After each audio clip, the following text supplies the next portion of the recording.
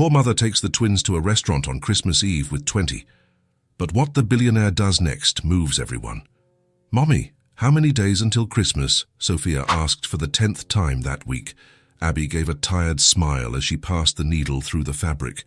She was hemming a pair of pants for her upstairs neighbor. "Another $2 that would go into the glass jar hidden in the kitchen cabinet. Only 1 day left, my love." "1 day?" Lily jumped off the sofa. "Mommy, are we still going to the restaurant with the lights?" The restaurant? It was all the twins had talked about for weeks. Abby had made the mistake of walking past the place with them one afternoon in December. The girls pressed their faces against the glass, wide-eyed, watching the families dining under the golden lights hanging from the ceiling. "Mommy, look! It looks like the princess's castle," Sophia had said. "When are we going to eat there?" Lily asked, full of hope. Abby didn't have the heart to say no, not at that moment. Not when their bright blue eyes were shining so intensely. "One day we will, I promise." And now, after weeks of saving every coin, every dollar left over from her sewing jobs, Abby had $20 in the jar. It wasn't much, but it was enough for a simple dinner, or at least that's what she hoped. "Yes, we are," Abby confirmed, putting her needle away. "Time tomorrow night," the girls shouted with joy and hugged each other, spinning around the small apartment living room. "I'm going to wear my blue dress," Sophia announced. "I'm going to wear the red one," Lily added. Abby watched them, her chest tightening. They were so small, so innocent. They deserved the whole world. And all she could give them was dinner at a restaurant. But it would be the best dinner they had ever had. She would make sure of it. On Christmas Eve, Abby woke up early. She carefully ironed the girls' clothes, combed their golden curls, and put on matching ribbons. Sophia in blue, Lily in red. "Do we look beautiful, Mommy?" Sophia asked, twirling in front of the mirror. "The most beautiful in the world." Abby put on the only outfit she had for such occasions, a simple white blouse and black pants. Nothing special, but it was clean and well ironed. She took the glass jar, counted the money one more time. $20. She took a deep breath and put the bills in her wallet. "Let's go, girls. Before it gets late." The walk to the restaurant was magical for the twins. The snow was starting to fall, covering everything in a soft white blanket. The streets were decorated with colorful lights, illuminated Christmas trees, and festive shop windows. "Mommy, look at the snowman." Lily pointed to a decoration. "And Santa Claus." Sophia pulled on Abby's hand. The two of them never stopped talking, excited, anxious. Abby held their hands tightly, trying to memorize this moment, their joy, their innocence, their hope. When they arrived in front of the restaurant, the girls stopped on the sidewalk. "This is it, Mommy," Sophia said, her eyes shining. "Are we really going inside?" Lily asked, almost in disbelief. "Yes, we are." Abby pushed the glass door open. The warmth of the place hit her face, the smell of hot food, spices, fresh bread. The golden lights the girls admired so much were there, hanging from the ceiling, creating a soft and welcoming glow. There were families at every table, parents laughing with their children, couples making toasts, children running between the chairs. Abby felt a tightness in her chest. She didn't belong in this place, not anymore, not since John died. "A table for 3. The hostess smiled, grabbing 3 menus. "Yes, please." They were led to a table near the window. Lily clapped her hands. "Look, Sophia, we got the window table. I told you we would." The two sat down and pressed their faces against the glass, watching the snow fall outside. Abby pulled her chair out slowly, feeling the weight of responsibility. $20. She had $20. She opened the menu, and she felt the floor disappear from under her feet. The prices were much higher than she remembered. Much higher. A soup, $15. Salad, $18. Kids, hamburger, $22. Abby flipped through the entire menu, her heart racing, looking for something, anything that would fit her budget. "Mommy, what are we going to eat?" Sophia asked, trying to read the large letters. "So let me see, sweetheart." Abby's hands were shaking. She turned the page, and then she saw it. Pasta with tomato sauce, $18. It was the only dish she could afford. There would only be $2 left, but it would work. Mommy, Lily pointed to a picture on the kids' menu. Can we order this? It was a portion of chicken fingers with French fries. The picture was colorful, appetizing. The girls looked at it with that sparkle in their eyes. How much is it? Sophia asked, anxiously. Abby looked at the price. $25 each. She felt her throat close up. I'm sorry. We only have $20, she said softly, almost voiceless. The girls' smiles faded a little. They looked at each other, confused. Fails only at 20, Sophia repeated. But we thought... Lily started on but then stopped. Abby closed her eyes, fighting back tears. She had failed. Once again. I didn't know it was so expensive, she admitted, her voice trembling. I'm sorry, girls. I thought we could have a nice meal here. But it's okay, Mommy, Sophia interrupted, placing her small hand on Abby's. Yeah, we can share something, Lily added, smiling. Abby looked at them. 5 years old. 5 years old, and they already knew how to be strong. They already knew how to comfort. Are you sure? We always share everything anyway, Sophia said with a shrug. And it tastes better that way, Lily added, swinging her little legs under the chair. Abby blinked quickly, holding back her tears. You are my brave girls. Did you know that? The waiter approached with a notepad in his hand. Have you decided? Abby took a deep breath. Yes, 1 pasta with tomato sauce. A glass of water and 2 small juices, please. He wrote it down, looked at the 3 of them.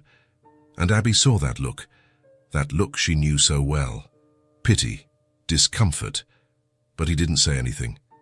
He just nodded and walked away. The girls went back to drawing on the paper napkins with a pencil Abby always carried in her purse. They drew trees, stars, snowmen. Abby watched them, her heart aching. They deserved so much more.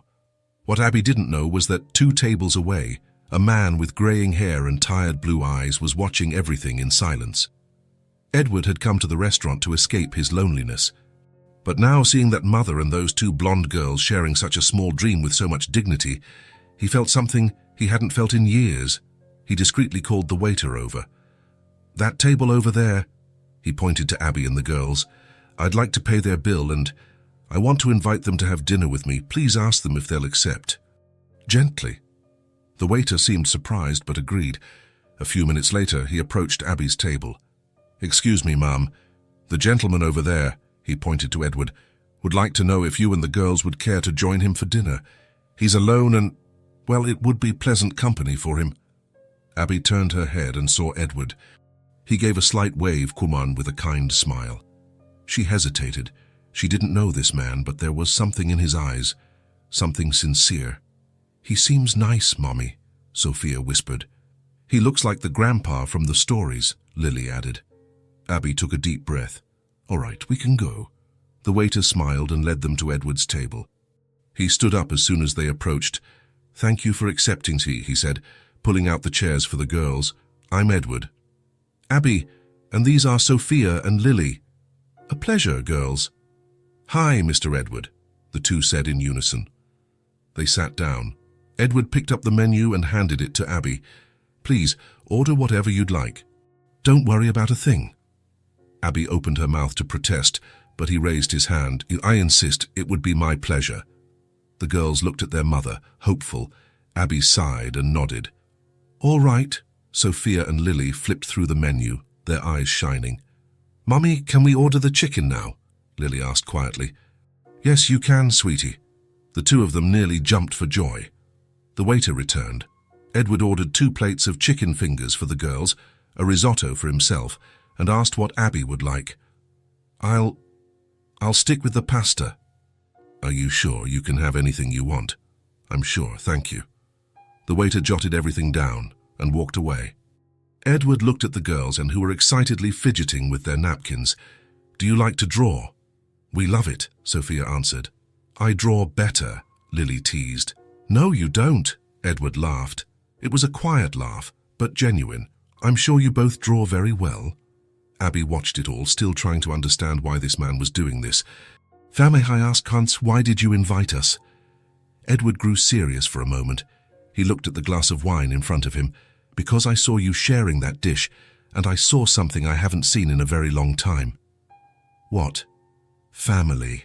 A real family." Abby didn't know what to say.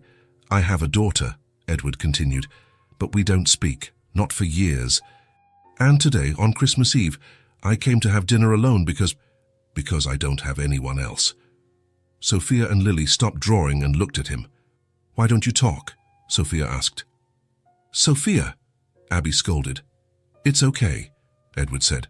"I made mistakes, big mistakes," and she pulled away. "I don't blame her." "Have you ever said you're sorry?" Lily asked, her head tilted. Edward gave a sad smile. "Not yet, but maybe. One day I'll have the courage." "You should do it soon," Sophia said, seriously, "because Christmas is for being together." Edward felt a lump in his throat. These little girls spoke with a wisdom he lacked. "You're right." The dinner arrived a few minutes later. The plates were beautiful, steaming, and fragrant. The girls' eyes widened when they saw the chicken. "Wow," they whispered together.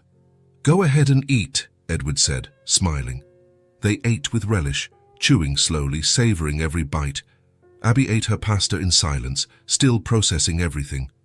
Edward cut into his risotto, but spent more time watching the girls than eating. "This is delicious, Mr. Edward," Lily said with her mouth full. "So delicious," Sophia added. "I'm glad." The conversation flowed naturally. Edward asked about school, their favorite toys, and what they wanted for Christmas. "I want a doll," Sophia said. "Me too," Lily added. "One with real hair." "I'm sure Santa will bring them," Edward said with a smile. Abby looked away. She knew there would be no dolls, not this year, but she wasn't going to spoil this moment. When they finished eating, the waiter brought dessert, 2 slices of chocolate cake for the girls. "We didn't order this," Abby said. "It's on the house," the waiter replied with a wink. The girls ate the cake with joy, licking their fingers, laughing. Edward watched it all with a smile on his face. Abby noticed he seemed different, lighter, as if this evening had lifted a weight from his shoulders. When it was all over, Edward asked for the check. Abby tried to protest one more time. Please, let me pay for my part." "Don't even think about it," Edward said, firmly but gently. "Tonight, the bill is mine." She sighed and agreed. Outside, the snow was falling heavily now. The girls ran on the sidewalk, trying to catch the flakes with their hands. Abby turned to Edward. "Thank you for everything. You turned this night into something special for them." Edward shook his head. "No, I'm the one who should be thanking you. You have no idea how good it was to spend Christmas Eve with company, with a family, even if it's not mine." Abby felt her eyes sting. "You deserve to have your family back." "Maybe. But for tonight, being with you all was more than enough." He waved to the girls, put his hands in his pockets, and started walking in the opposite direction. "Mr. Edward," Sophia shouted. He stopped and looked back. "Merry Christmas," Edward smiled, a real smile that lit up his face. "Merry Christmas, girls." And he disappeared into the snow. Abby stood there, her daughters by her side, feeling that something had changed. She couldn't explain what, but she knew this meeting hadn't been a coincidence. "Let's go, Mommy." Sophia pulled her hand. Abby smiled and followed the girls as the snow covered their footsteps. That night, 4 people left that restaurant changed, and none of them yet knew how much that encounter would change everything. The day after the Christmas dinner, Abby woke up to the girls jumping on her bed. "Mommy, Mommy, can we go for a walk?" Sophia begged, pulling at the blanket. "Please, we want to see the lights again," Lily added, shaking Abby's arm. She opened her eyes slowly, still tired. But seeing the sparkle in their eyes, she couldn't refuse. All right, but let's take it easy, okay?" The girls celebrated and ran to get dressed. Half an hour later, the 3 of them were on the street. The air was cold, but the sun shone weakly through the clouds. The snow from the day before still covered the sidewalks, and the streets remained decorated with lights and Christmas ornaments. "Mommy, can we go look at the store windows?" Sophia asked, tugging on Abby's coat sleeve. "Please." Lily clasped her hands together. "We'll just look." Abby smiled. Looking cost nothing. "All right." But just looking, deal. Deal. They walked down the main street where the shops still had their decorations up. Lights blinked, decorated trees filled the windows, and cardboard snowmen smiled at passers-by. The girls stopped in front of every window, pressing their noses against the glass, pointing at the displayed toys. "Child, look at that doll, Sophia." Lily pointed to a doll with blonde hair and a pink dress. "She's beautiful," Sophia sighed. "She looks like a princess." Abby stood behind them, watching. Her heart ached every time they pointed at something. She so badly wanted to give them that, but she couldn't. Not now.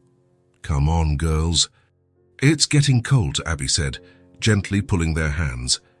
They took a few more steps and stopped in front of a toy store. The window was filled with dolls. Dolls of all types, sizes, and colors. Sophia and Lily were mesmerized. "Mommy," Sophia whispered, "look at all the dolls." "I want one so much," Lily said, her eyes shining. Abby felt a lump in her throat. She knelt down to their level. "I know, my loves. One day I promise you will have them." "When?" Sophia asked innocently. Abby didn't know what to say. "Soon." Just then, a familiar voice sounded behind them. "Abby." She turned, surprised. Edward was standing there, in a dark coat and a grey scarf. His greying hair was slightly messy from the wind. He smiled when he saw them. "Mr. Edward!" The girls shouted together and ran to him. Edward knelt and opened his arms. They hugged him tightly. "What a nice surprise," he said, laughing. "What are you all doing here?" "We're looking at the dolls," Lily answered, pointing to the window. "They're so pretty," Sophia added. Edward looked at the window, then at Abby. She shrugged, a little embarrassed. "We were just taking a walk." Edward was silent for a moment, watching the girls who had gone back to pressing their noses against the glass. Then he turned to Abby. "May I give them a gift?" Abby blinked, surprised. "What? Dolls? May I give them dolls as a gift?" Abby hesitated. Part of her wanted to refuse. She didn't want to seem like she was taking advantage of his kindness. But another part, the part that saw the sparkle in her daughter's eyes, wanted to accept. "Edward, you don't have to—" "I know I don't have to," he interrupted gently. "But I want to, please." Abby looked at the girls, then at him. There was sincerity in Edward's eyes. It wasn't pity. It was something else. "All right," she said quietly. Edward smiled and approached the girls. "Girls, would you like to choose some dolls?" Sophia and Lily looked at him, then at their mother, in disbelief. "Can we, Mummy?" Sophia asked, her voice full of hope. "Yes, you can." The two of them shouted with joy and clapped their hands. Edward led them into the store. Abby followed, still processing everything. Inside, the store was a true world of toys, full shelves, colors everywhere, soft music playing in the background. There were dolls of all shapes and sizes hanging on the walls and arranged on the shelves. "You can pick whichever one you like best," Edward said, kneeling beside them. The girls stood still for a moment, looking around with wide eyes. "There are so many doll-like," Sophia whispered. "I don't know which one to choose," Lily said, spinning slowly. Edward chuckled softly. "No rush. Take your time." Sophia walked to a shelf and picked up a doll with curly blonde hair and a sparkling blue dress. She hugged the doll carefully, as if it were fragile. "This one, Mommy, she looks like me." Abby smiled. "She really does, my love." Lily kept walking through the store, looking at every doll. She stopped in front of one with straight, light brown hair, wearing a red dress with golden details. "I want this one," she said, grabbing the doll and holding it tightly to her chest. Edward smiled. "Great choices, girls." He took both dolls from their hands and went to the counter. Abby stood a little behind, watching the scene.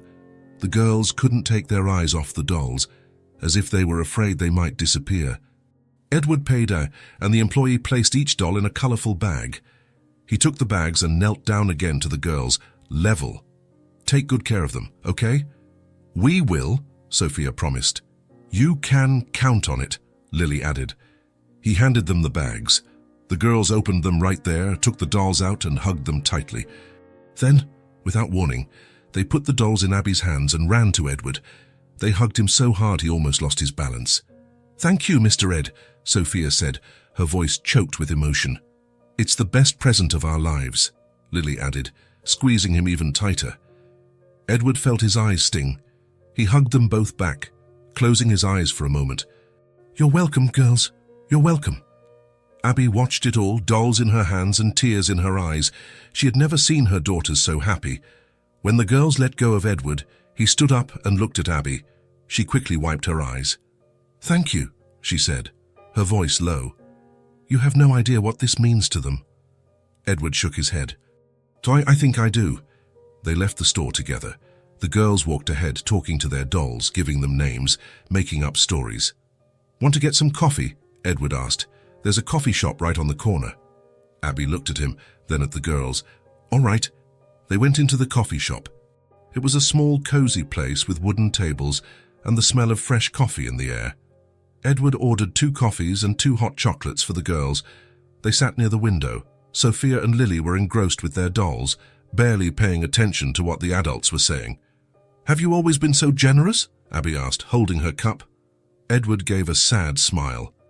"No, in fact, I spent a long time being selfish." Abby didn't say anything, just waited. "I lost a lot because of it," he continued. "People I loved, moments that don't come back. And now I just want to try to do things differently." "Do things differently how?" "By being present, being useful, being a better person." Abby looked at him attentively. There was pain in those words, but there was also hope. "You are already a good person," she said sincerely. Edward smiled but didn't reply. They stayed there for a while longer, talking about simple things, about the winter, about the city, about the girls. Nothing deep, but it was comfortable. When they finished, Edward walked them to the street. "Thanks again," Abby said, "for everything. No need to thank me." The girls said goodbye with tight hugs. Edward waved and walked in the other direction. Abby stood watching him walk away, with the girls by her side, each holding her new doll. Something was changing, she could feel it. She couldn't quite explain it, but she knew Edward was becoming a part of their lives, and strangely that didn't scare her. On the contrary, for the first time in a long time, Abby felt less alone. 2 days later, in the afternoon, someone knocked on Abby's apartment door. She was sewing a skirt for a client, her fingers quickly passing the thread through the fabric. The girls were on the living room rug, playing with the dolls Edward had given them. "I wonder who that is," Abby murmured, setting her sewing aside. She opened the door and was surprised to see Edward standing there, his hands in his pockets and a slightly sheepish smile on his face. "Hi," he said almost shyly. "Sorry to show up unannounced. I was just passing by and thought I'd say hello." Abby blinked, still processing. "Oh yes, of course.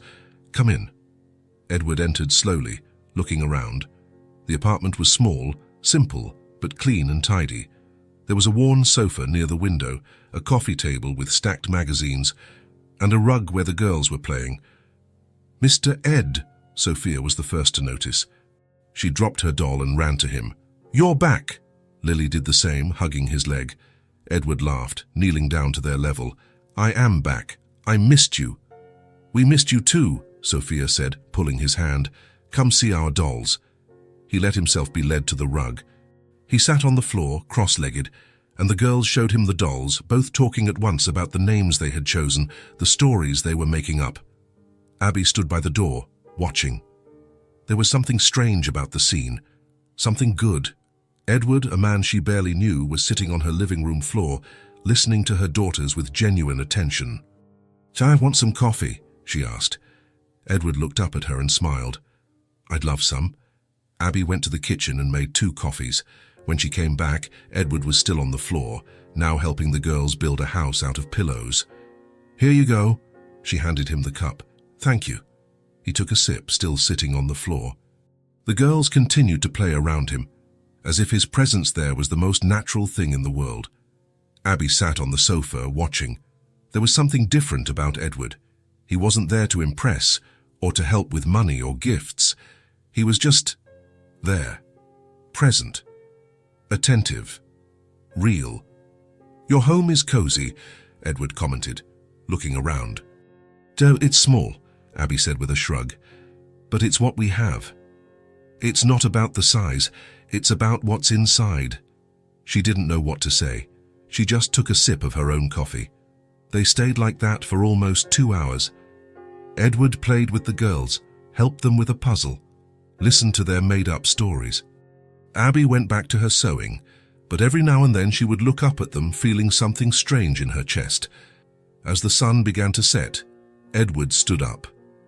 "I think I've overstayed my welcome," he said, smiling. "You haven't overstayed anything," Abby replied. The girls hugged him at the door. "Will you come back tomorrow?" Lily asked hopefully. Edward looked at Abby as if asking for permission. She nodded. "If you want me to, I'll be back." "We want you to," they both said together. Edward smiled and left. Abby closed the door slowly, leaned against it, and took a deep breath. Something was changing, and she didn't know if she should be worried or just let herself feel it. The next day, Edward came back. And the day after that, he always showed up in the mid-afternoon when the sun began to slant in the sky. He never brought anything with him. No toys, no gifts, no bags. Just himself. And that, somehow, was more than enough. The girls began to wait for him. They would listen for the sound of footsteps in the hallway. When they recognized his walk, they would run to the door before he even knocked. "Mr. Ed," they would shout, opening the door with shining eyes. And Edward, always with that calm smile, would kneel down to greet them. "Hi, girls. How was your day?" They would pull him inside, both talking at once, telling him about cartoons, games, and things that only made sense in their world. And Edward would listen. Really listen. He didn't pretend to pay attention while thinking about something else. He heard every word, asked questions, laughed at their silly jokes, and was impressed by their small achievements. Abby noticed this, and she also noticed how it changed the girls. They were happier, more outgoing, more confident. One morning, Edward showed up earlier than usual. Abby was still in her pajamas, making breakfast. The girls were at the table, eating toast with jam. When the doorbell rang, Abby frowned. Who could that be at this hour? She opened the door and was surprised to see Edward. "Sorry," he said, a bit sheepishly. "I woke up early and, well, I had nothing to do. May I come in?" Abby looked at her own clothes, then at him. "I'm in my pajamas. I don't mind." She smiled and made room for him. "Come in, but you'll have to have breakfast with us." "Best invitation I've had all day." The girls squealed when they saw him. Edward sat at the table with them, accepted a piece of toast that Sophia insisted on spreading jam on, and drank coffee while listening to Lily tell him about a dream she had about a unicorn. Abby watched it all from the sink, washing the dishes. There was something surreal about the scene. Edward, a man who probably had an important life, sitting at the old little table in her apartment, eating burnt toast and listening to stories about unicorns. But he seemed happy, genuinely happy. And that intrigued Abby. What was this man looking for here? What did he find in this simplicity? The days continued to pass. Edward would come and go at no specific time, without calling. Sometimes he stayed for 10 minutes. Other times he stayed the whole afternoon. He never brought anything. No gifts, no toys, nothing but his own presence. And the girls loved it. They played hide and seek with him in the small apartment. They asked him to draw with them. They made him read stories with funny voices. They showed him every scribble, every achievement, every silly detail of their day. And Edward participated in everything, without rushing, without looking at his watch, without seeming like he had something better to do. Abby slowly started to get used to it. She started making an extra cup of coffee every morning, even on the days he didn't show up. The cup would sit there on the table, like a silent invitation, and Edward always drank from that cup when he arrived. One afternoon, he was sitting on the sofa with Sophia on one side and Lily on the other. They were watching an old cartoon on the small television. Abby was in the kitchen, peeling potatoes for dinner. She glanced into the living room from time to time, seeing the three of them there, quiet, just sharing the moment. There was something very beautiful about that scene, something she hadn't seen in a long time. Family. not in the traditional sense, but in the sense of people who cared, who were present, who chose to be there. One evening, after the girls had gone to bed, Edward and Abby sat in the living room. He was on the sofa, she was in the chair next to it. The silence between them was comfortable. There was no need to fill every second with words. "Can I ask you something?" Abby said, breaking the silence. "Of course. Why do you come here?" Edward was quiet for a moment, looking at the empty cup in his hands. "Because here I feel alive." Abby frowned. "Alive?" "Yes. Out there, in my world, everything is empty. Big, but empty.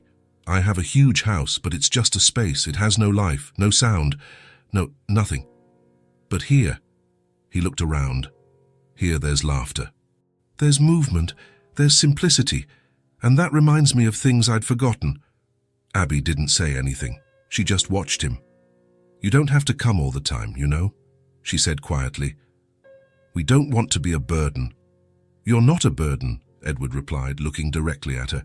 "You are a gift." Abby felt her eyes sting. She blinked quickly, looking away. "Stay for dinner tomorrow," she said, changing the subject. Edward smiled. "I'd love to." The weeks passed, and the routine became firmly established. Edward showed up almost every day, sometimes in the morning, sometimes in the afternoon, sometimes just to say a quick hello before heading somewhere else. But he always came back. And slowly, that presence began to heal things. The girls, who used to be quiet and insecure around strangers, now laughed loudly and spoke without fear. They would run to the door whenever they heard footsteps in the hall, hoping it was Edward. And when it was, their smiles lit up everything. Abby changed too. She, who had carried the world alone since her husband died, began to share small moments. She began to trust. She began to let someone in. There were no promises between them. Edward never talked about the future, never made plans, never created expectations. And in a way, that was freeing.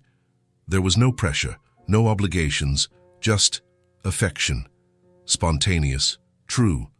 One afternoon, Edward was sitting on the floor with the girls, building a castle out of colorful blocks. "Mr. Ed, are you going to stay forever?" Lily asked suddenly, stopping her stacking of the blocks. Edward stopped too, holding a red block in his hand. "I don't know, Lily, but we want you to stay," Sophia said, moving closer to him. Edward looked at the two of them, then at Abby, who was sitting on the sofa with some sewing in her hands.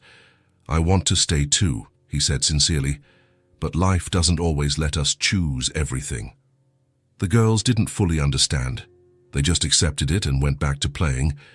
But Abby understood, and she felt her chest tighten. She knew that this, as beautiful as it was, wasn't guaranteed. People like Edward didn't stay in lives like hers forever. That wasn't how the world worked, but for now, he was here, and that would have to be enough. That night, after Edward left, Abby put the girls to bed. "Mommy, is Mr. Ed our real friend now?" Sophia asked, hugging her doll. "Yes, he is, my love. I like him a lot," Lily said, yawning. "He's nice and funny." "He is, isn't he?" Abby tucked them in, gave each a kiss on the forehead, and turned off the light. In the hallway, she stopped and leaned against the wall, taking a deep breath. Edward had entered their lives without asking for permission, and now he was there, filling a space she didn't even know existed. There were no promises, no guarantees, nothing but shared days and simple moments. But maybe that was exactly what they all needed, and maybe, just maybe, it was what Edward needed too. The companionship was healing old silences, in him and in her. Edward didn't bring toys. He didn't bring material help. He didn't solve problems with money. He was just present. And that, they all discovered, was the most valuable gift anyone could give. As much as Abby feared what would come next, she couldn't deny that, for the first time in a long time, there was something like hope. Hope that, even without promises, spontaneous affection would be enough to sustain this fragile but true bond. And as long as it lasted, she would allow this man with tired eyes and a wounded heart to be part of their lives. Because, in the end, everyone deserved a second chance to be present. It was a quiet Saturday afternoon. The girls were in their room playing with their dolls, and the house was in a rare and pleasant silence. Edward had arrived a little over an hour ago. He was sitting at the kitchen table, drinking coffee while Abby finished folding some clean clothes. He watched her work. Her movements were quick, precise, automatic. Like someone who had been doing it for so long she didn't even need to think. "You never stop, do you?" Edward commented, taking a sip of his coffee. Abby looked at him and gave a slight smile. "I don't have much time to stop." "But you should. Everyone should." She shrugged and placed the last folded item in the basket. "Then when you're raising daughters alone, rest is a luxury." Edward was silent for a moment. There was something in that sentence that felt heavy. Alone. He hesitated, but curiosity and the desire to understand more about this woman spoke louder. "Can I ask you something?" he said cautiously. "You can. The girl's father, he—" Abby stopped what she was doing. She stood with her back to him for a few seconds, her hands resting on the edge of the table. Then she took a deep breath and turned to face him. "He passed away," she said, her voice firm but low. "Almost 4 years ago." Edward felt his chest tighten. "I'm so sorry." "Thank you." She pulled out a chair and sat at the table, across from him. She crossed her arms, as if protecting herself from something invisible. "How did it happen?" Edward asked, then hesitated.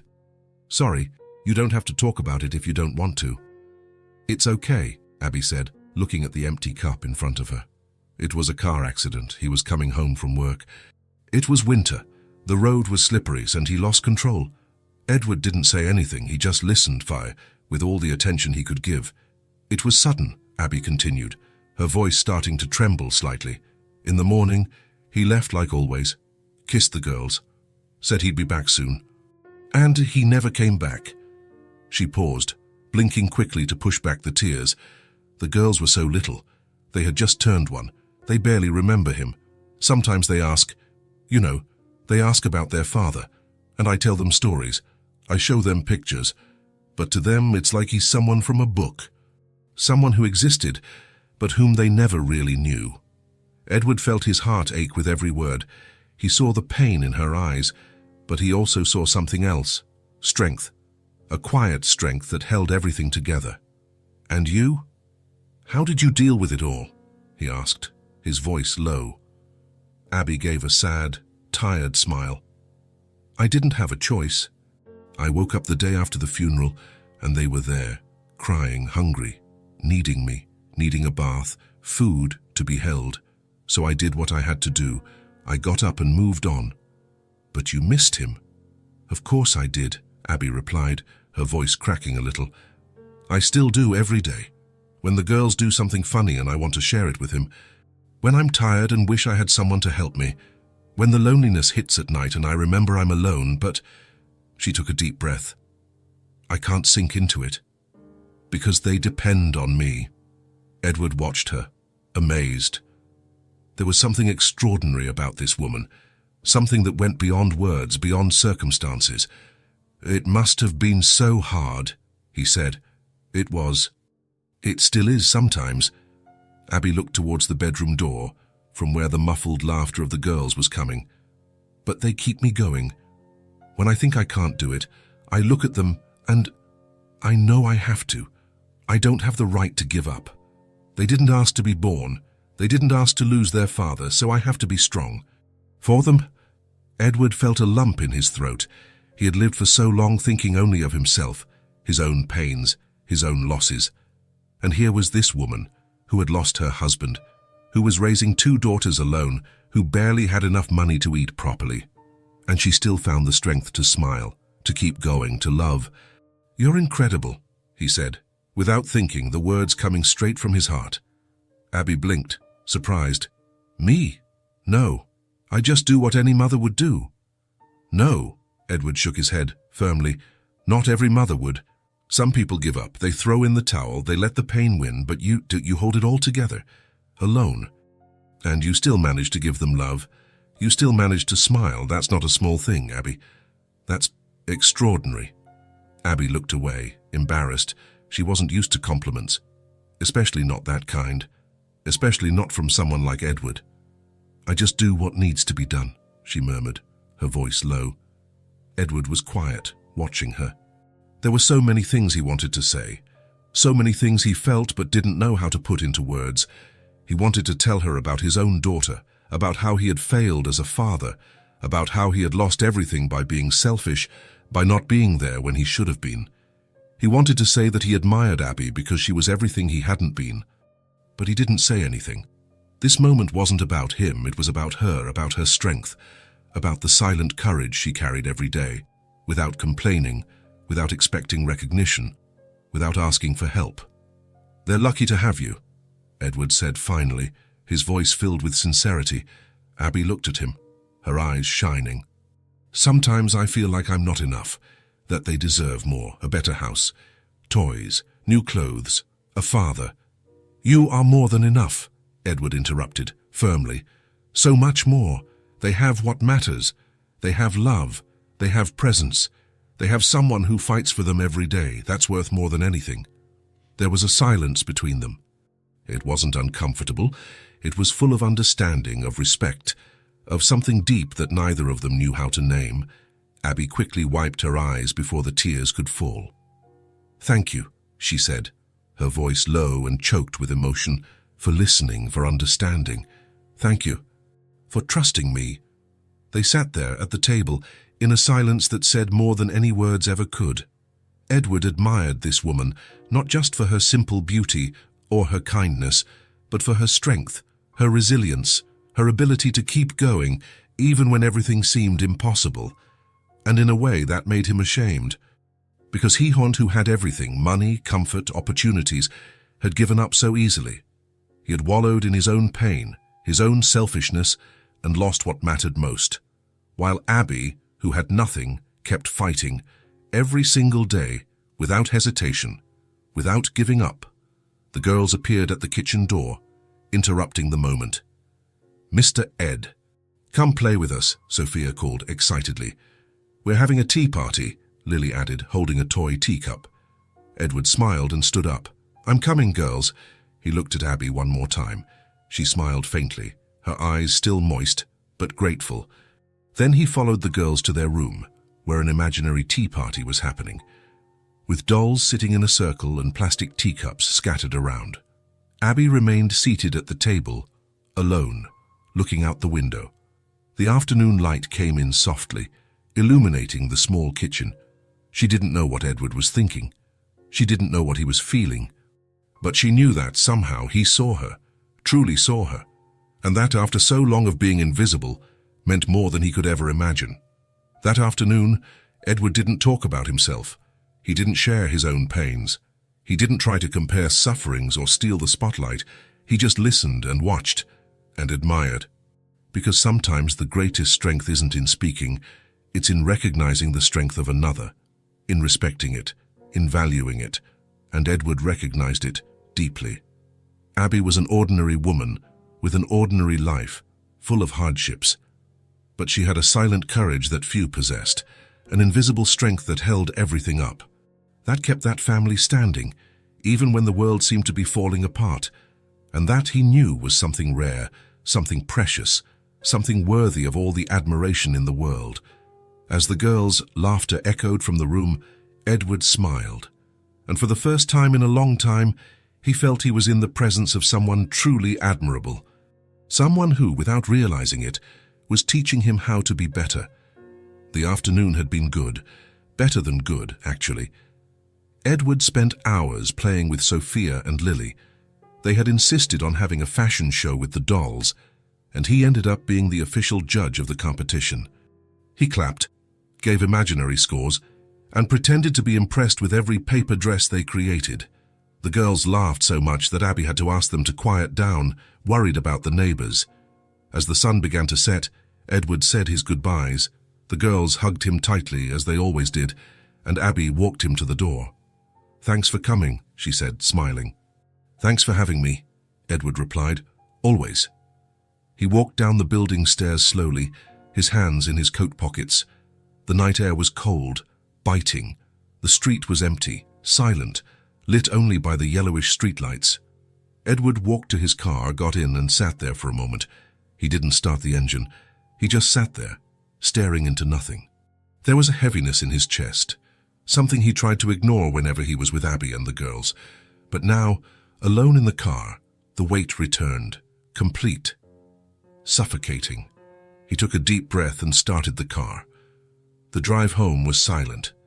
No radio, no music, just the sound of the engine and the muffled noise of the streets. Edward's house was on the other side of town.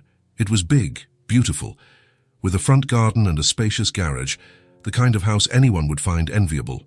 But it was empty. He opened the door and went inside. The silence hit him like a wall. There was no laughter, no voices, no life, just echo. Edward dropped his keys on the console table near the entrance and walked to the living room. He turned on just one lamp in the corner, leaving the rest of the room in semi-darkness.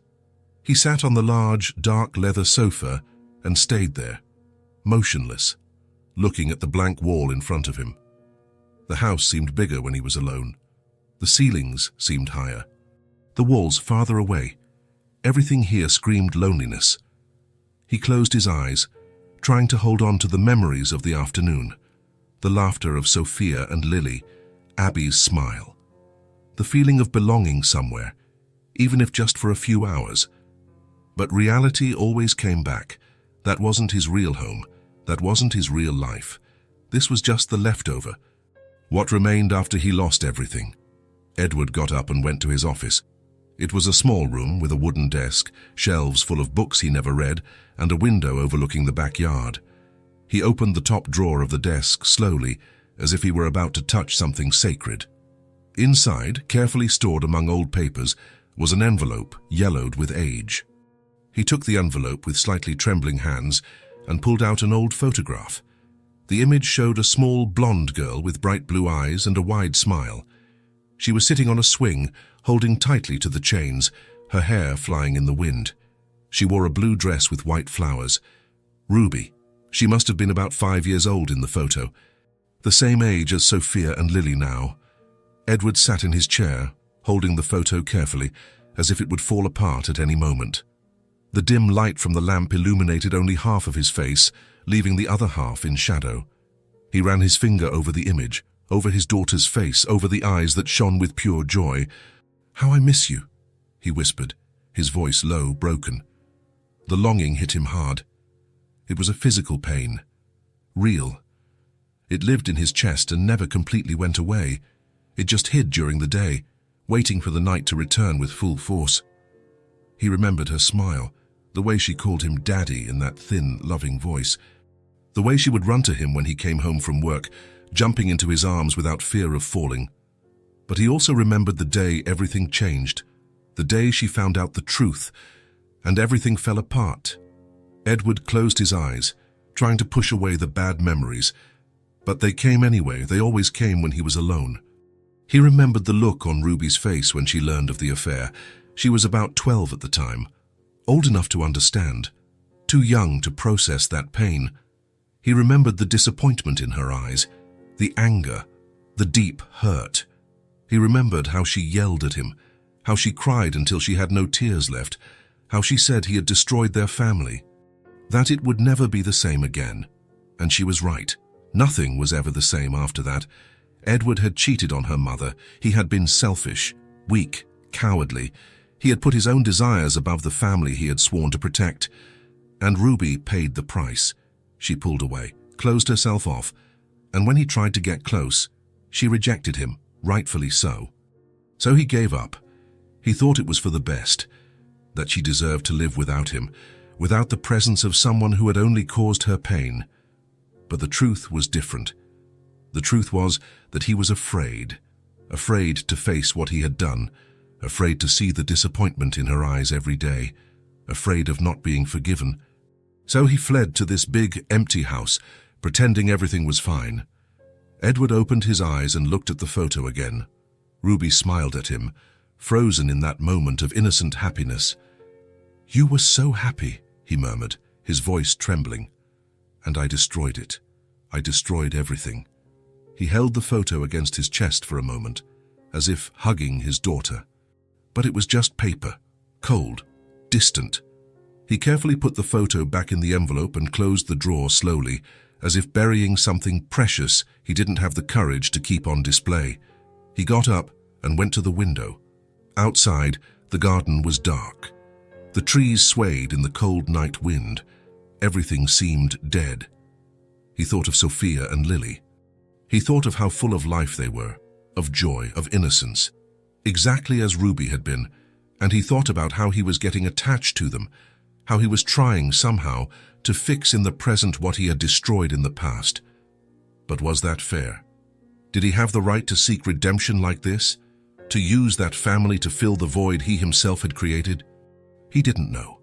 He only knew that when he was with them, the pain lessened, the emptiness shrank, the loneliness receded. But when he came home, it all came back. The guilt, the longing, the regret. Edward left the office and went to the kitchen. He opened the refrigerator but didn't take anything. He just stood there, looking inside without really seeing. The house was completely silent, a silence that hurt his ears, that weighed on his shoulders. He closed the refrigerator and leaned against the counter, running his hands over his tired face. "What am I doing?"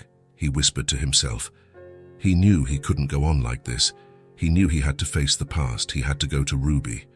He had to at least try to fix what he had broken, but the fear was greater than the courage, and so he stayed there, trapped, between what he should do and what he could do.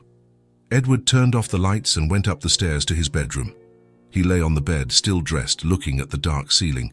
He thought of Abby, of how strong she was, of how she faced everything alone, without running, without giving up, without hiding. And he wondered if he would ever have that courage, the courage to go back, to ask for forgiveness, to try to rebuild what he had destroyed. But for now, all he had was the longing and the silence. The longing that lived inside him, that accompanied him every day, that squeezed tighter on lonely nights when there was nothing to distract him. Abby didn't know this. The girls didn't know. No one knew. That pain was his alone, kept safe, hidden, silent. And as he closed his eyes, trying to sleep, the last thing he saw was Ruby's face, small, smiling, happy, on the swing, with her hair flying in the wind, a time that would never come back and that he didn't know if he would ever be able to recover. The afternoon came on gently, with the golden sunlight streaming through the living room window. The girls were in their room drawing and the house was quiet. Edward was sitting on the sofa, a cup of coffee in his hands. Abby was in the chair next to him, sewing a blouse. The silence between them was comfortable, as it had become lately. But there was something different that day. Edward seemed distant, thoughtful, as if he was carrying something heavy that needed to be released. Abby noticed. She always noticed. "Is everything okay?" she asked, without taking her eyes off her sewing. Edward looked at her, hesitated, then glanced down at his cup. "Can I tell you something?" Abby stopped sewing and looked at him. "Of course." He took a deep breath, as if gathering courage. "I told you I have a daughter, Ruby." "Yes, you said you don't talk much."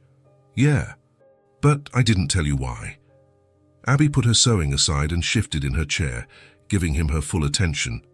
Edward was silent for a few seconds, searching for the right words, but there were no right words for this, only the truth.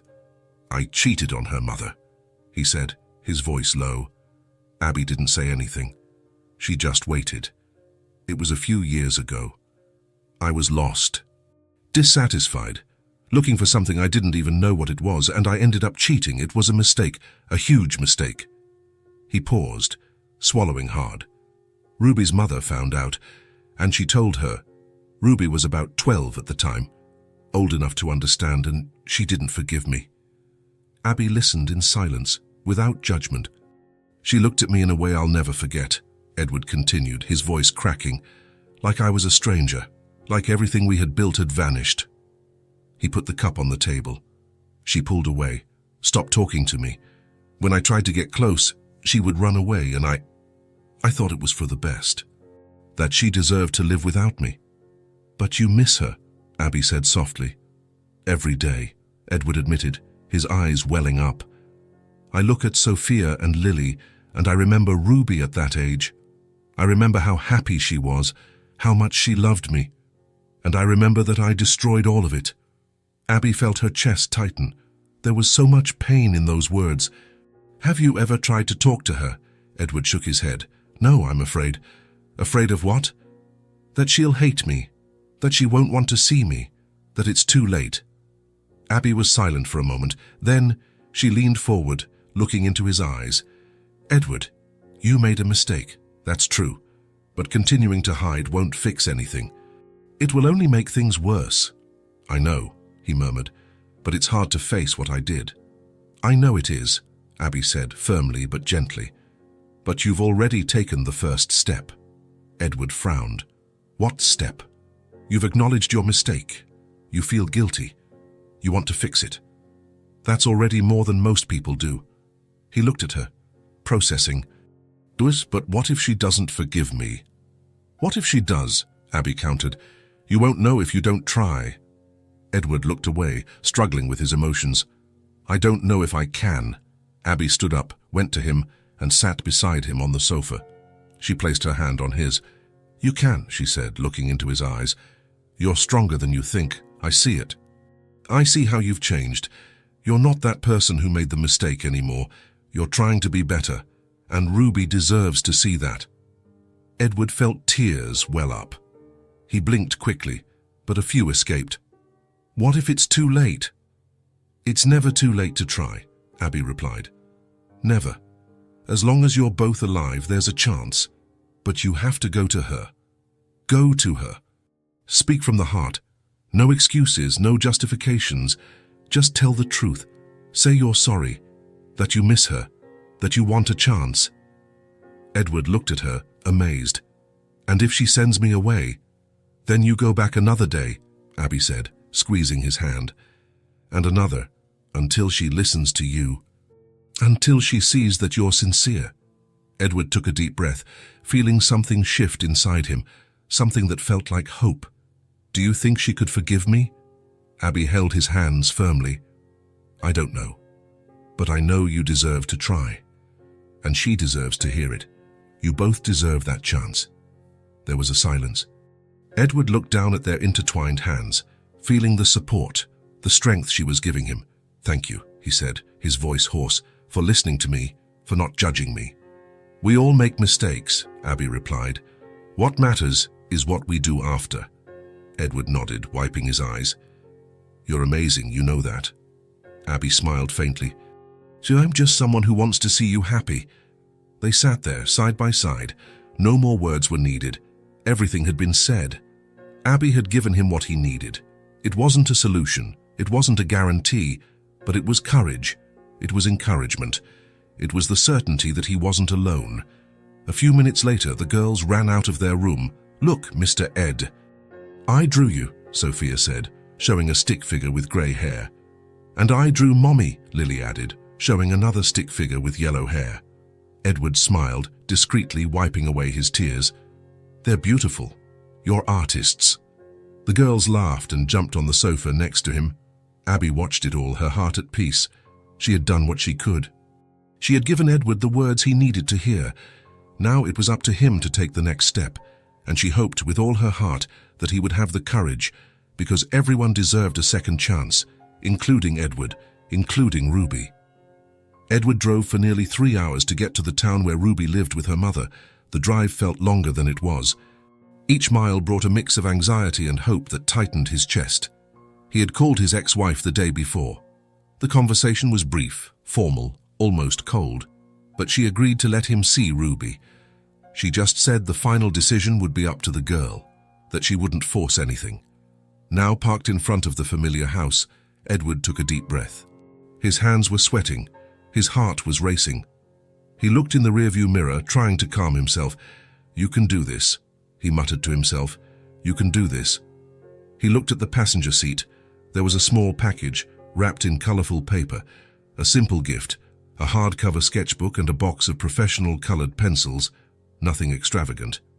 But chosen with care, thinking of her. Edward got out of the car, grabbed the gift and walked to the door. Each step felt like it weighed a ton. Before he could knock, the door opened.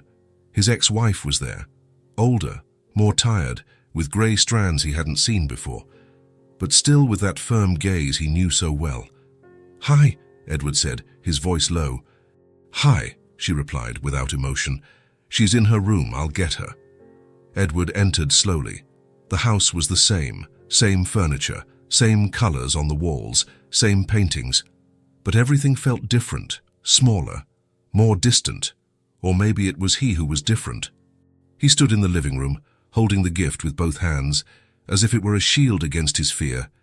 Then he heard footsteps, light, hesitant, and she appeared. Ruby. She had grown up. A lot. She was no longer the 12-year-old girl he remembered with so much pain. Now at 16 she was almost a woman, blonde hair tied in a ponytail. Light blue eyes, his eyes that, at that moment, looked at him with distance. "Hi, Ruby," Edward said, his voice cracking. "Hi," she replied, standing at the entrance to the living room. There was a heavy silence. Neither of them knew what to say, how to start, how to break down the wall that stood between them.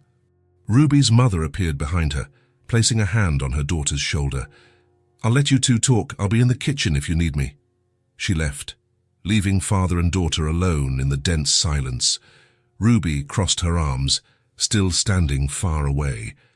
Edward took a step forward but stopped when he saw she didn't move. You look beautiful," he said, not knowing what else to say. "Thanks." Another silence. Edward swallowed hard. He had to speak. He had to say what he came to say. He couldn't waste this chance. "Ruby, I know I have no right to be here. I know you don't owe me anything, that I don't deserve your attention, but I had to see you. I had to tell you that." He paused, feeling his voice tremble. "Daddy misses you so much." Ruby's eyes glistened. She blinked quickly, looking down at the floor. "I miss you too," she said, her voice quiet but firm. "But you hurt, Mom." Edward felt his chest tighten. Each of her words was like a stab, but it was a deserved one. "I know," he admitted, his voice laden with guilt. "I know I hurt her, and there's no excuse for it, none. I was wrong, so wrong, and if I could go back in time, I would change everything. I'd do it all differently, but I can't. I can only try to be different now." Ruby looked at him for the first time, really looked at him. There was hurt in her eyes, pain, but there was also something else, curiosity, a will to believe. "Have you changed?" she asked, her voice suspicious. Edward hesitated. "I'm trying, every day. I'm trying to be a better person, someone you could, one day, maybe respect again." Ruby was quiet, processing. Then she looked at the package in his hands. "What's that?" Edward looked at the gift, having almost forgotten it. "Oh, it's for you, nothing much, just something I thought you might like." He held out the package. Ruby hesitated, looking at the wrapping as if it were a trap. But eventually she took it. She opened it slowly, carefully. When she saw the sketchbook and the colored pencils, she paused. She held the book with both hands, running her fingers over the smooth cover. "You remembered I like to draw," she said, surprised. "Of course I remembered," Edward replied, his voice choked with emotion. "I remember everything, Ruby, every detail. You used to draw all the time when you were little. You drew princesses, castles, animals, flowers, and I kept all the drawings, all of them." Ruby looked at him, her eyes welling up. "You kept them."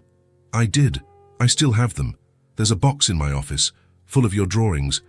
I look at them when I miss you too much." She clutched the book to her chest, fighting the tears that threatened to fall. "Thank you," she said, her voice choked. Edward took a slow step forward, testing the waters. "Do you want to go for a walk? We could go to that park you liked when you were little, or anywhere, whatever you want. Or we can stay here, whatever you prefer." Ruby glanced toward the kitchen where her mother was. Then she looked back at Edward. "Okay, let's go to the park." They walked to the park near the house. It was a small place and with a few wooden benches, an area with rusty swings, and a stone path between tall trees. Ruby walked beside him but kept her distance.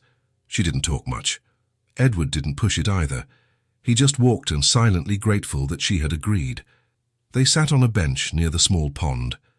Ducks swam peacefully in the water. Children played in the distance, their laughter echoing softly. "Do you still come here?" Edward asked, breaking the silence. "Sometimes," Ruby answered, looking at the water, "when I want to think, when I need quiet. You always loved this place. I remember bringing you here on the weekends. How you'd run to the swings and stay for hours." She nodded, looking at the water with a distant expression. There was a silence. It wasn't comfortable, but it wasn't hostile either. It was just silence, full of unsaid words. "How are you?" Edward asked, looking at her. "I'm good. I finished high school this year." "I'm going to college next year." "Really?" Edward smiled, genuinely happy. "I'm so proud. What are you going to study?" "Graphic design. I want to work with art. Illustration, maybe." "That makes perfect sense. You were always talented, always had a special eye for things." Ruby looked away, embarrassed by the compliment. She wasn't used to hearing that from him. "Not anymore. And you, how are you?" she asked, without looking at him. Edward thought before answering. He wanted to be honest. Better than I was. I met some people who helped me see things differently, to see that I can still try to fix what I broke." "What people?" "A woman and her daughters, twins. They're 5 years old." Ruby looked at him, curious and slightly suspicious. "Are you dating?" "No," Edward answered quickly. "It's not like that. She's a friend, someone who showed me that I can still try to be better, that it's not too late." Ruby was quiet, processing the information. "She seems nice." "She is. Very. She's strong, raising her daughters alone. And even with everything she faces, she doesn't give up. She taught me that, not to give up." Ruby was watching the ducks now, thoughtfully.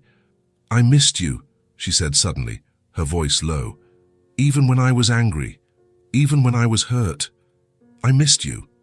Edward felt his eyes sting. "Me too. Every single day. Not a day went by that I didn't think of you. But I'm still hurt," she admitted, looking at him with shining eyes. "It still hurts. What you did. What happened to our family." "I know," Edward said, his voice firm but full of emotion. "And I don't expect you to forgive me now. I don't even know if you'll ever forgive me. And it's okay if you don't. But I want to try. I want to be present, in whatever way you'll let me, on your terms." Ruby looked at him, her eyes wet with tears. "No pressure. No pressure at all. You're in charge. You decide. I want a chance to get to know the person you've become and to show you who I'm trying to be."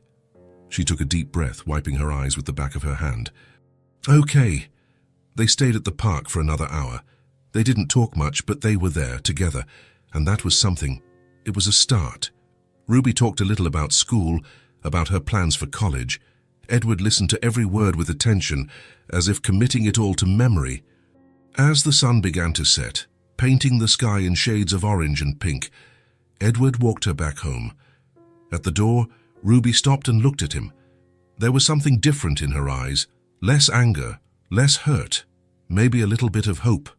"Thank you for the gift and for coming. Thank you for giving me this chance, for hearing me out." She hesitated, biting her lip.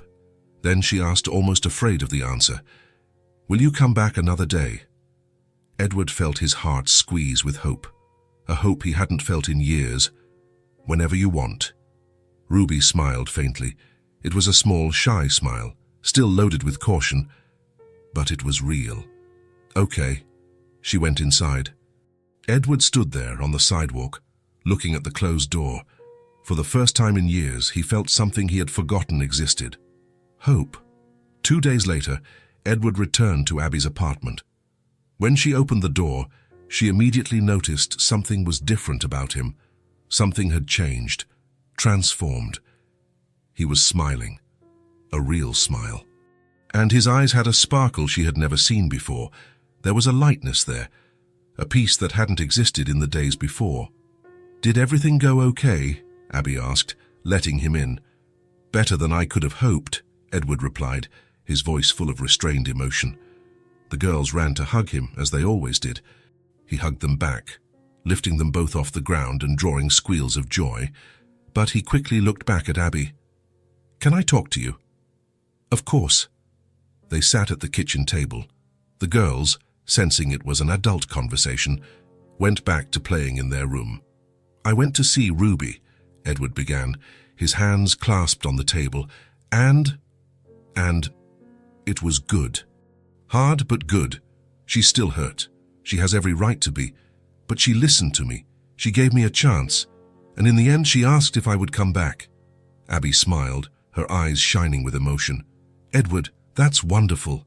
I knew you could do it.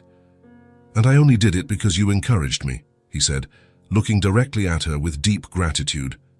"If I was able to go back to my daughter, if I had the courage to face this, it was because you gave me strength.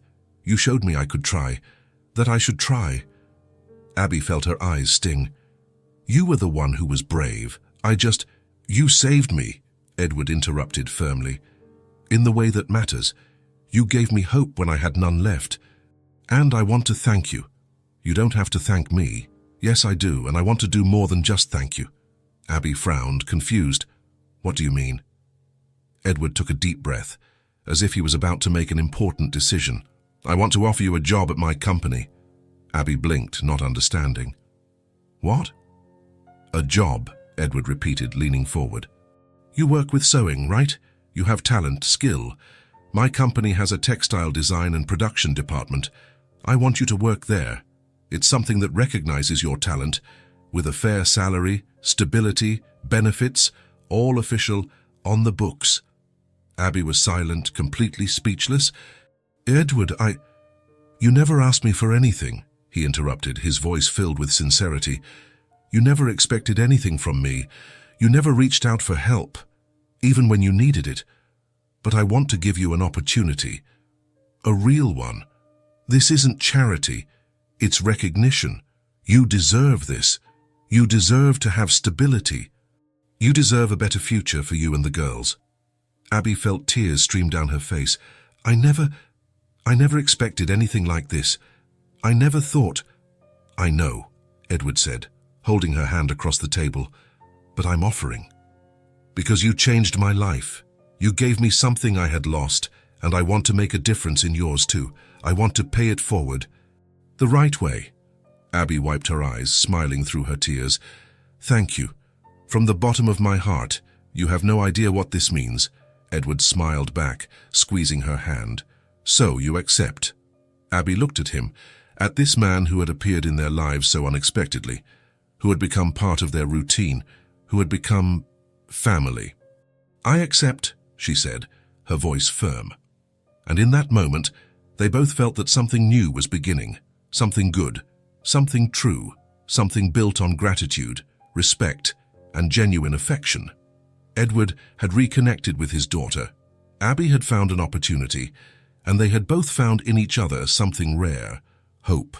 3 weeks after his first visit to Ruby, Edward showed up at Abby's apartment on a Saturday morning. But this time, he wasn't alone. When Abby opened the door, she saw a blonde teenager standing next to him, tall, with light blue eyes and a shy smile on her face. "Abby, this is Ruby," Edward said proudly, placing a hand on his daughter's shoulder. "Ruby, this is Abby."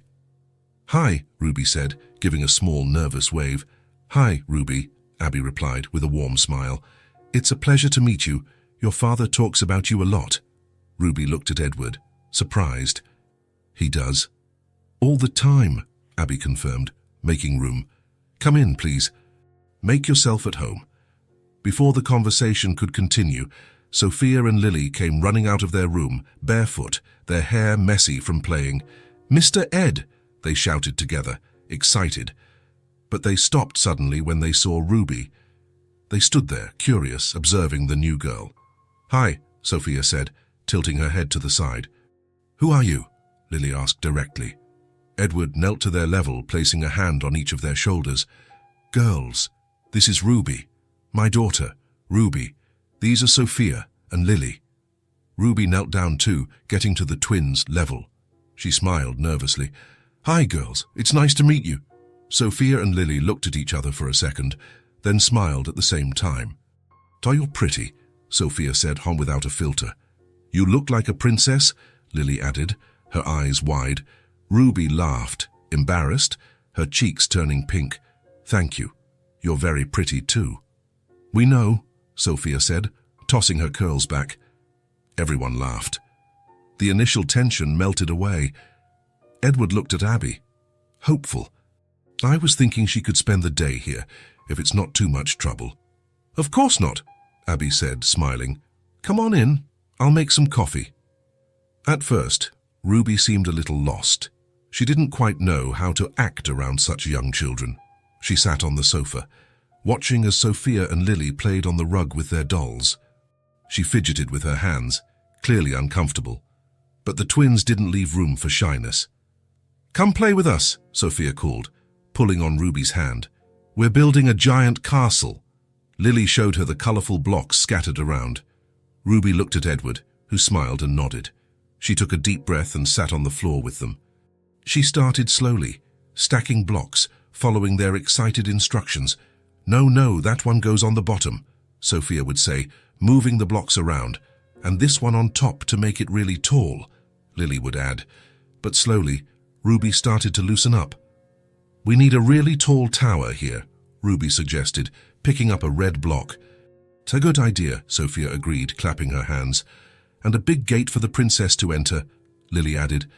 They worked together, building, rebuilding when it fell, laughing when the castle collapsed, and starting all over again without complaint. Abby watched from the kitchen, a cup of coffee in her hands. Edward was beside her, leaning against the counter. "They're getting along well," Abby commented, smiling. "Better than I expected," Edward replied, looking at the three of them. "I was afraid Ruby would be distant. She's not used to little kids." "She's doing great, and the girls love new people, especially when they really play with them." Edward sighed, his shoulders relaxing. "Ruby seems lighter today, more herself. It's been a long time since I've seen her like this." Abby looked at him. "You seem different too, lighter." Edward nodded, running a hand through his hair. "I feel different.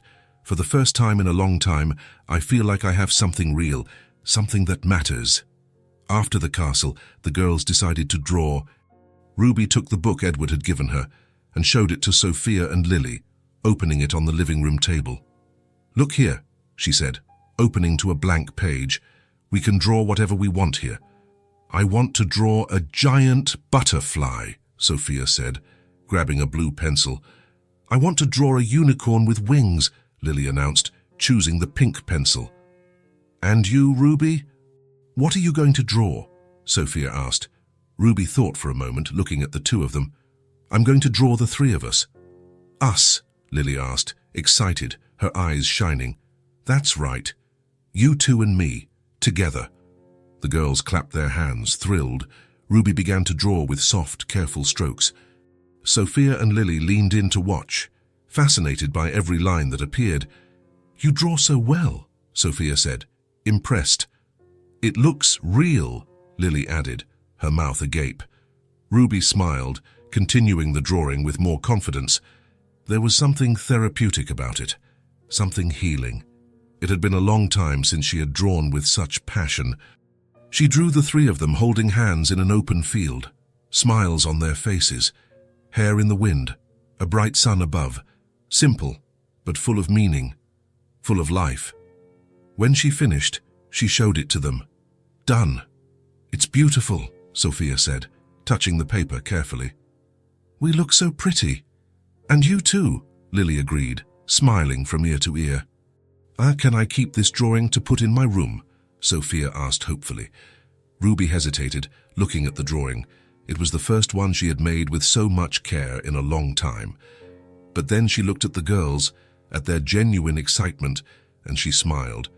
"Of course, it's for you." Sophia and Lily hugged Ruby tightly, nearly knocking her over. "Thank you." "Thank you," they said together. Ruby laughed, hugging them back. And in that moment she felt something heal inside her, something small but important, an old wound beginning to close. The afternoon flew by. They played hide-and-seek in the small apartment, put together a colorful puzzle on the table, and made up crazy stories with the dolls. Ruby, who was withdrawn at first, was now laughing loudly, running through the apartment, playing without fear of looking silly.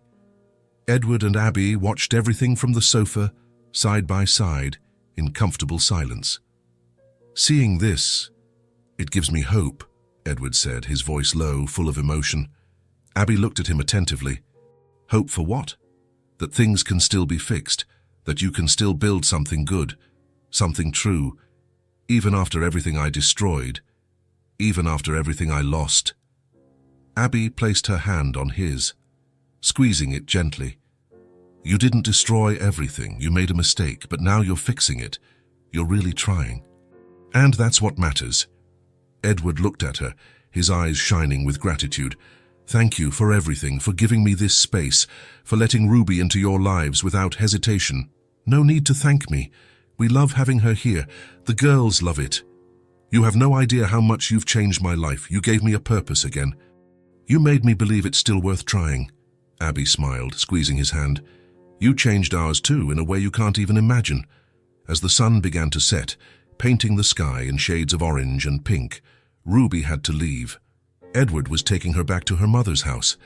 At the door, Sophia and Lily hugged Ruby tightly, as if they were already old friends. Will you come back? Sophia asked, holding her hand. You will, won't you, please? We liked you a lot, Lily insisted. Ruby looked at Edward, who smiled and nodded. Of course I'll be back, if you want me to. We do, a lot, the two said together, jumping up and down. Ruby knelt down to their level and hugged them both at the same time. Then I'll be back. I really promise.